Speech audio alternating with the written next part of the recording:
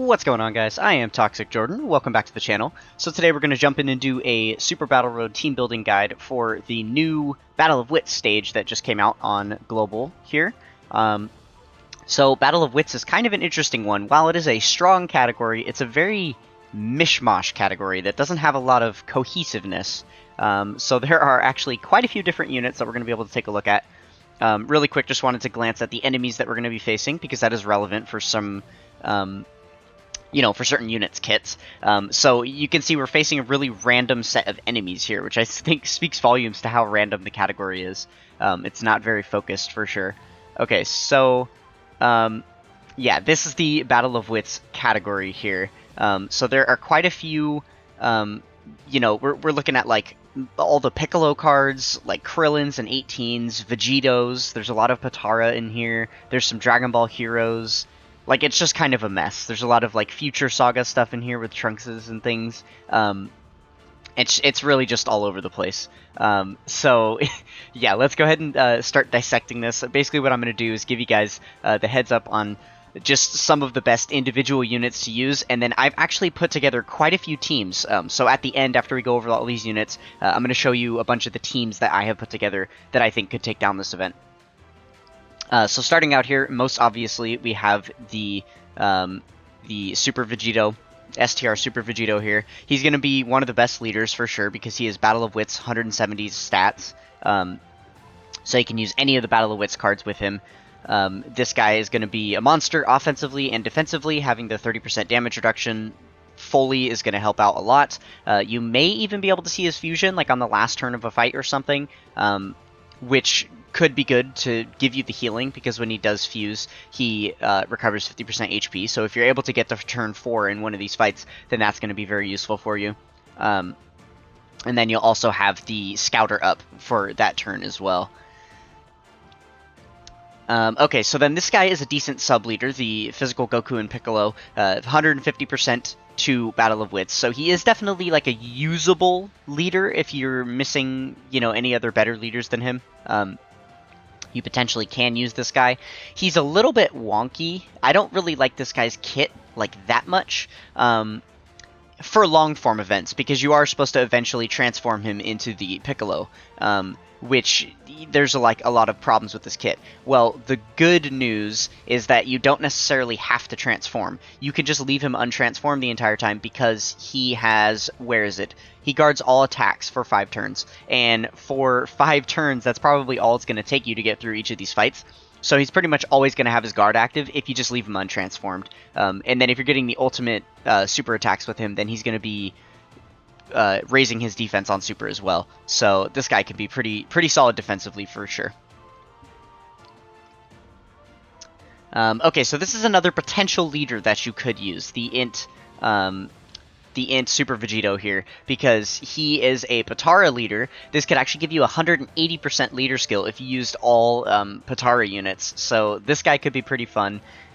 Keep in mind that he isn't the best defensively before he transforms, and you're definitely not going to see his transformation because that doesn't happen until turn 6. However, he still can hold up defensively because he has this medium chance to evade built into his passive. So with the 30% chance to evade in there, if you run him as a floater, then you could potentially see some value out of this unit for sure, especially if you're able to get like an additional super attack and get multiple defense raises per turn. Then yeah, he could be pretty solid for you. Okay, so then we've got the STR Vegeto here. He just got his Easy A on Global. We just got the final step here, so he's able to be fully Easy A'd. If you have him fully Easy A'd, then he is going to be quite the monster. He is a stacking unit, so he is going to need to be getting off multiple, super attacks and stuff.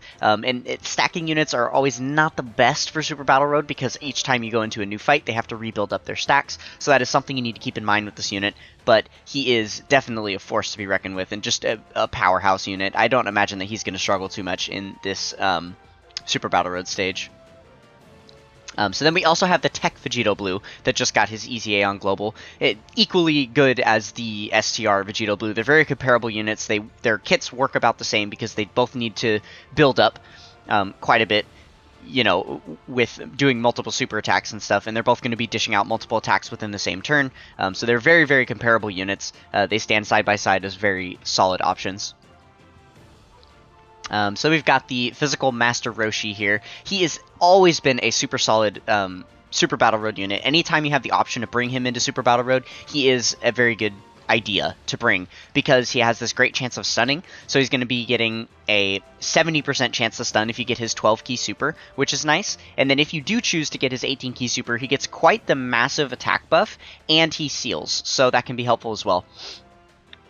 And then he also has a medium chance of evading built into his passive, so that can be helpful for his defensive capabilities as well.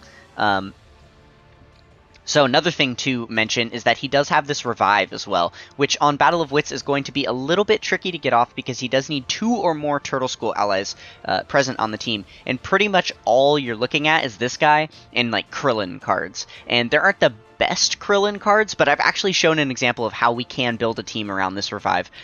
So stay tuned for that at the end of the video. So speaking of Krillin, this is one of the, well, the best Krillin card that you could possibly run. And he's free to play as well, so that is very nice. Obviously the Master Roshi is free to play as well, so there's some decent synergy between these two.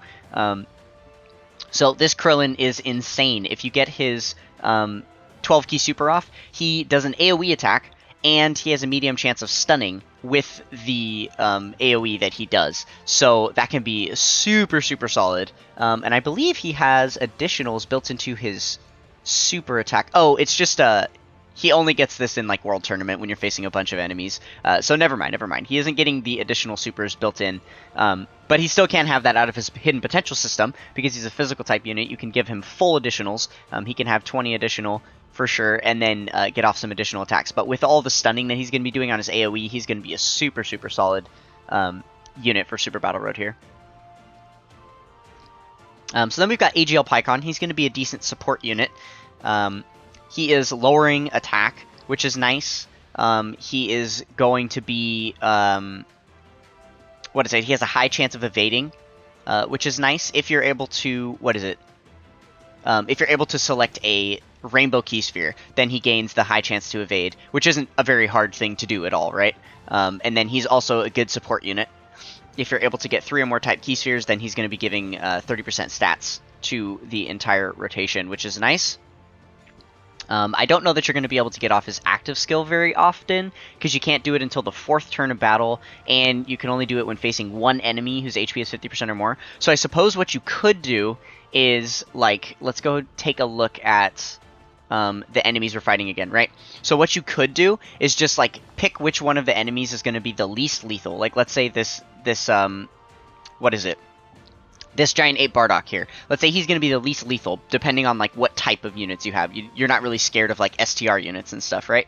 So you're going to take out all of these guys for the first 3 turns. And then on turn 4, this guy's going to have, like, all of his HP left, which is fine, because then you can use the active skill with, with Pycon, and then make it so that this guy can't attack for a turn, and then just demolish them all in one turn. So potentially you could play that way. If you did have the Pycon on the team, you can play around that for sure, to basically take advantage of being able to use his active skill. That can give him a lot more usage in this Super Battle Road stage for sure. Okay, so next up we've got the AGL Mai. She's an amazing stunning unit. Great chance of stunning the enemy here. So super, super solid. She also gets a great attack and defense raise on super, so she can be decent defensively, but I wouldn't count on it too much. I would definitely depend on the stunning for sure. It would be more ideal if she doesn't get hit. So she's giving some buffs to AGL allies. She's giving some buffs to Pepigal's category allies. And then also, this is pretty big, she gets a Scouter if your HP is below 50%. So she can see where the super attacks are, and that is going to be very, very good, especially with this stunning ability that she has, right? And then also, we've got the Int Mai here. She's another very solid stunning unit. She only has a high chance to stun here, so 50% instead of 70%. But she also has a second chance to proc that in her passive. So if she procs the one in her passive, it's only going to be a 1-turn stun. So at the end of the turn that she's attacking on, that stun will go away. It won't carry over to the next turn like it would with the super attack stun. But it's still going to protect her for the turn. So if you run her as a floater and then you proc the passive skill stun, then that's at least going to protect her for the turn, because she is obviously not going to do well defensively at all. This unit is super outdated, but she's still a good stunner. So then we've got Candy Vegito, another really solid stunning unit. He's got the high chance to stun here in his passive, and then a great chance of evading as well. So he can be a pretty fun unit to use. Another option for a floater unit that can do some stunning and dodging for you. Okay, so then we've got this STR Piccolo. I definitely should have put this guy sooner in the list because he is one of the best possible units to bring. Pretty much on any team you can run him on. He is pretty self-sufficient.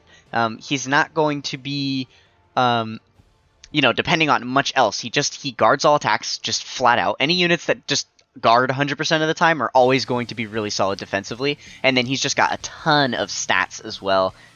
So this guy is just going to look so good. And he is very solid in Super Battle Road too because of this last part of his passive here where he gets all this extra defense when you're facing multiple enemies.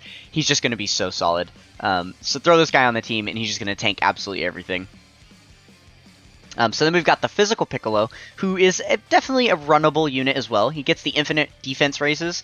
So again, a stacking unit, not amazing for Super Battle Road, but still can be usable. And then he also has a permanent scouter, which is very nice for Super Battle Road to be able to see, especially if you pair him with a bunch of units that can stun, or seal, then he's able to, tell you exactly where you should be aiming those stunning attacks and stuff. So yeah, definitely can be a decent unit here for Super Battle Road as well. Okay, so then last up, we've got these two units at the end. So we've got the Physical Vegito Blue. I just wanted to mention him as an option because, if your RNG is well and this guy is only ever getting hit with normal attacks, then he's going to be really solid because, he gets these great attack and defense raises on super and all of these additionals in his passive. So if you're proccing all of those super attacks over and over, he's going to do a ton of damage for you, can take out multiple enemies, and then if he doesn't get hit with a super attack, he'll be able to tank everything a lot, and he counters as well. So if you've got these attack raises going, then the counters can do a lot of damage, especially if you get some crits in there. So this guy can be really solid. Just keep in mind, if he gets hit with any super attack at all, he is going to die for sure. And it is the exact same case with this guy here, the AGL Super Vegito. He can definitely tank the normal attacks, but he will get destroyed by super attacks. And then he also has this cute little ability where if your HP is 40% or less, you get a Scouter, so that can be nice as well. So yeah, those are all of the units that are just the generic, Battle of Wits units that I think could be good. We've also got this special thing in here because there are a lot of Dragon Ball Heroes units that can actually be used. Now, I put them on their own separate spot because it's very important to note that a lot of the units we just went over can be mix-matched. You can build whatever teams you want and switch around the characters. With these Dragon Ball Heroes units, though, they kind of have to be used together because a lot of, unfortunately, the way that they've been setting up these Dragon Ball Heroes units every year when they come out is they give them extreme buffs based on, being around a lot of other Dragon Ball Heroes characters. So you kind of have to keep them on a full Dragon Ball Heroes team, or mostly Dragon Ball Heroes team, in order for them to be able to, perform at their maximum abilities. But luckily for us, there are quite a few units on Battle of Wits that are on the Dragon Ball Heroes category. So I'll go ahead and show you all of those units here. Okay, so we've got the STR Hearts. He is going to be the best possible leader. He'll be a 200% leader for this category, which is the only option you have to run a 200% team on this Battle of Wits Super Battle Road stage, so that can be a decent thing to consider. Now, obviously, Hearts is absolutely amazing. He's guarding attacks for 5 turns from the start of turn, so he's basically going to be guarding for the entirety of the Super Battle Road stage, and then he also gives some additional buffs here, and he has a medium chance of stunning all enemies when all allies attacking in the same turn are Extreme Class crossover category characters. So if you have a bunch of Extreme Class Dragon Ball Heroes, all Dragon Ball Heroes are on crossover, remember? So then he's going to basically have the Jiren ability, where at the start of the turn he can just stun all the enemies. And if you have him as your leader and your friend leader, and you can have one of them on each rotation, your chances of proccing that are pretty decent. And that is a super helpful thing in Super Battle Road for sure. And then he also has a medium chance to stun built into his super attack as well. So yeah, this guy is going to be pretty solid for you.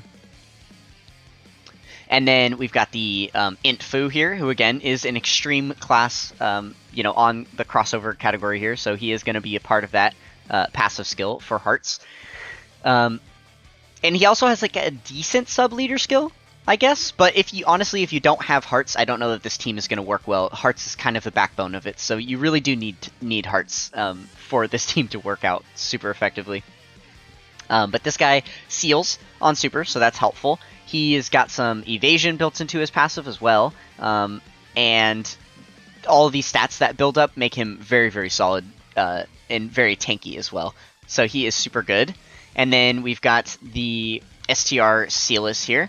Again, another very solid unit here. There's quite a few Time Traveler category allies, so he'll be able to proc part of this part of his passive boost. There aren't a ton of artificial life forms around, though, so he won't get the other portion of it.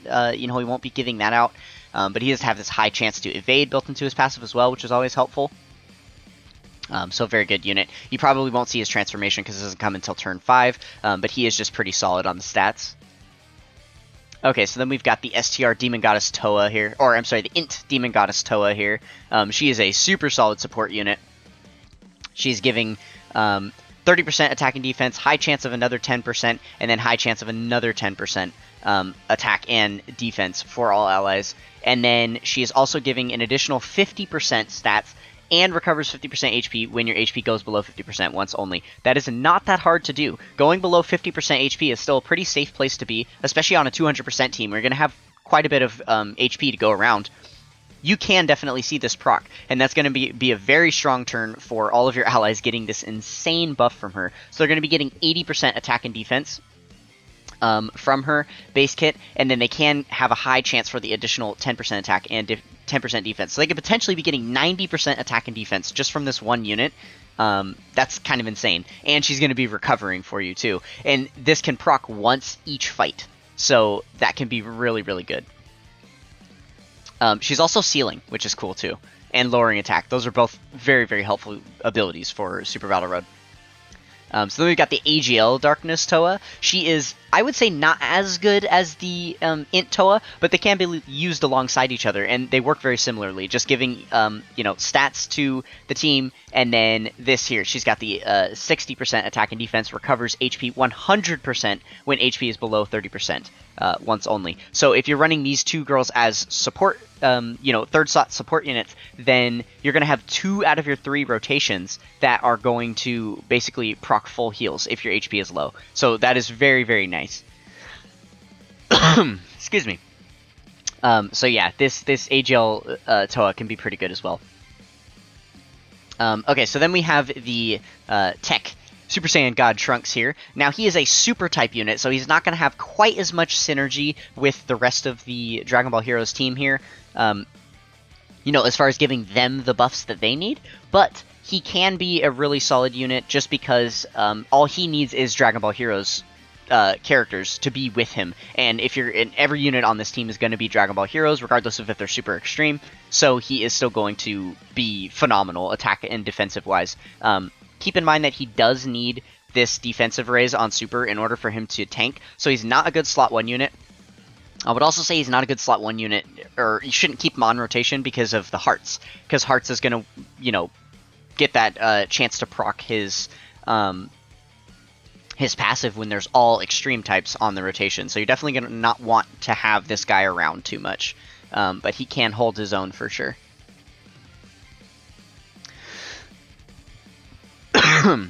Sorry, I've been talking too much here. So we've got the AGL Super Saiyan 3 Trunks. He is going to be another solid option. Again, he is a super type, so same deal as the God Trunks. But he does have this high chance to guard all attacks, which is very solid. And then he's going to be building up his attack and defense for 9 turns, which is really solid. Obviously, you're not going to see 9 turns in Super Battle Road, but he'll just be tanking more and more every single turn that passes because of this. And then, obviously, you do need his guard to proc in order for him to be defensive. You know, good defensively, but if his guard does proc, then he can hold his own for sure. So then we've got the STR Super Pycon here. Again, a super type unit, so not quite as good, but he is pretty solid. He's got a lot of decent things in his kit that stand out good for Super Battle Road. He greatly lowers the enemy's attack. He has a high chance of launching an additional if it's the last enemy that you're facing. But then he has a great chance of launching an additional if there's 2 or more enemies. So basically he's always going to be launching multiple super attacks, which is nice because he has these attack and defense raises that happen, and he also greatly lowers attack. So if you hit an enemy twice with that great attack lowering, they're not going to do shit to you after that. Like, their attack is going to be tanked like crazy. And then also for the second attack that he does, he'll be getting this additional attack and defense 60% because the enemy will be in attack down status at that point. So yeah, keep in mind that this guy can be pretty solid if you let him build up and stuff. Okay, so then last up we've got the physical Super Saiyan 4 Vegito here. So he is decent. He's kind of aged out a little bit at this point. I don't think he's going to link up the best with a lot of these other units. I just wanted to mention him because he is on the category, and I know that not everyone has all of these Dragon Ball Heroes units, so if you are missing some of the other units that we just talked about, this guy can be a decent fill-in option. He's giving some decent support here, and then he has a high chance of evading supers and countering, so that is nice. He can avoid getting hit with supers, but I think he'll still take some damage from normals. I guess maybe if you get an additional super attack because he's got these defense raises, then he could be alright, but yeah, he is definitely not the best unit to bring for sure. Okay, so that is all the units that we have to go over. Let's go ahead and switch over to in-game real quick, and we'll take a look at all the category, or all the teams that I have put together under this category. So this is the first example team that we've got here. It is a full Vegito team, basically, but we're running the Potara leader skill. So you've got 180% leader skill here. That is going to be like the second highest to the Dragon Ball Heroes team. So this could be a really solid team, for sure. You're going to be dishing out a ton of damage, and this team kind of holds its own defensively, too. So this could be a fun one, just to tear through the Super Battle Road stage. I imagine if you're going for a speed run, this would probably be one of the teams you'd want to choose, for sure. Okay, so then we've got this Battle of Wits team here. So you're not depending on the Potara leader skill, but just the generic Battle of Wits leader skill here. So this is an extremely defensive team, because if you notice, basically every single one of these units, well, every single unit besides the leader has a stun chance. And this is an example of a team where Master Roshi looks really good, because you've got both of these Krillins here, so he is going to be able to proc the revive as well. So this actually looks like a really fun team that I might try to no item the stage with, just because you'll just keep all the enemies stun locked for the entire time. Could be kind of fun. So then next up, I wanted to give an example of a team if you didn't have any of those other Battle of Wits leaders. So if you don't have the Int Super Saiyan or Super Vegito, or the STR Super Vegito card, then this is a decent option for a team that you could run.